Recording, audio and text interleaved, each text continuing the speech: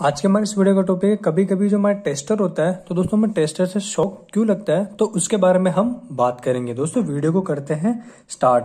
जैसे कि दोस्तों आप मेरे सामने टेस्टर देख रहे होंगे तो इस टेस्टर से हमें कभी कभी शॉक क्यों लगता है तो उसके बारे में हम बात करेंगे। दोस्तों मैं इसका छोटा सा एक डायग्राम बना देता हूँ इसके ऊपर, तो उससे क्या है कि हमें अच्छे से क्लियर हो जाएगा।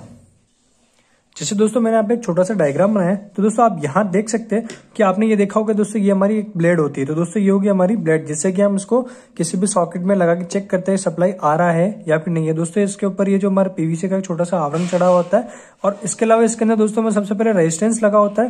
रेजिस्टेंस के बाद में दोस्तों हमारे एक नियोन जो बल्ब होता है वो लगा होता है। फिर उसके बाद में दोस्तों हमारे यहाँ पे इसे नियोन बल्ब के साथ में एक छोटी सी स्प्रिंग लगी होती है, एक स्प्रिंग लगी होती है।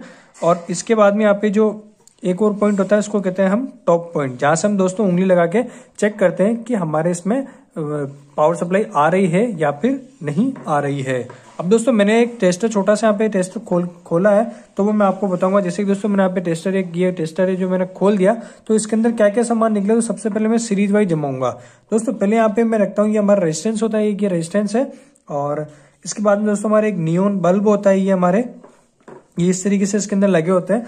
और इसके साथ में हमारे दोस्तों ये लगा होता है हमारी एक स्प्रिंग इसके साथ में लगी होती है। और ये हमारे दोस्तों टॉप पॉइंट होता है जिससे कि हम यहाँ पे लगा के चेक करते हैं।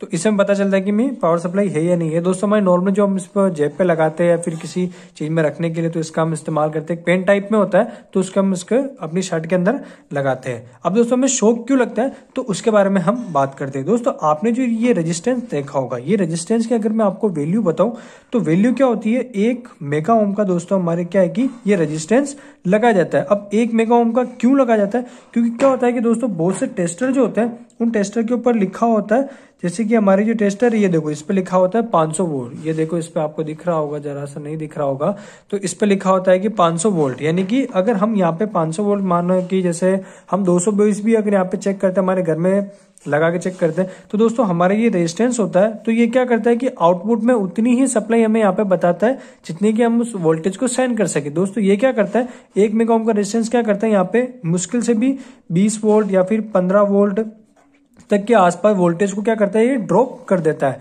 वैसे में दोस्तों इसका काम केवल वोल्टेज ड्रॉप के लिए ही यूज किया जाता है। अब यहाँ पे दोस्तों जैसे भी हमारी पिन लगी हुई है, यहाँ पे अगर हम इसे लगाते हैं, अगर हम इसको यहाँ पे लगा के चेक करते हैं, यहाँ पे ऐसे चेक करते हैं तो दोस्तों क्या है कि हमें पावर सप्लाई का पता चल जाता है। अब तो शॉक लगने का सबसे बड़ा कारण क्या है, जो रेजिस्टेंस होता है हमारे, ये रहा दोस्तों मेरे पास में रेजिस्टेंस है, ये रेजिस्टेंस क्या है कि खराब हो जाता है। बहुत से हम देखते हैं कि चलो ये रेजिस्टेंस में मार्केट में मिल जाएगा। दोस्तों मार्केट में दोस्तों क्या है कि रेजिस्टेंस हमें नहीं मिल पाता है। नहीं मिलने का कारण क्या है, क्योंकि दोस्तों क्या होता है कि ये रेजिस्टेंस बहुत कम रेयर केस में मिलते हैं। अगर आपको शॉक से बचना है तो आप एक काम करिए, जो रेजिस्टेंस है वो हमारे न्यू रेजिस्टेंस जो होता है हमारे परचेज कर लीजिए, नया रेजिस्टेंस आप ले लीजिए।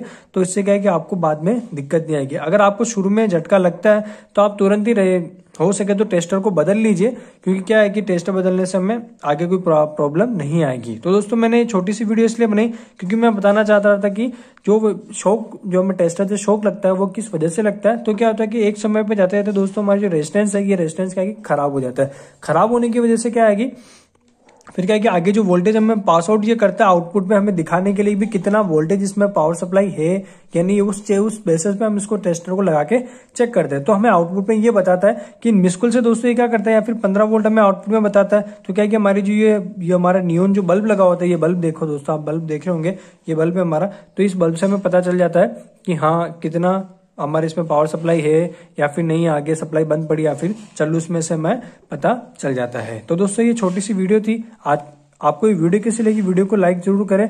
अगर आप दोस्तों चैनल पर नए हैं तो चैनल को सब्सक्राइब करना बिल्कुल भी ना भूलें। आज के लिए इतना ही, धन्यवाद।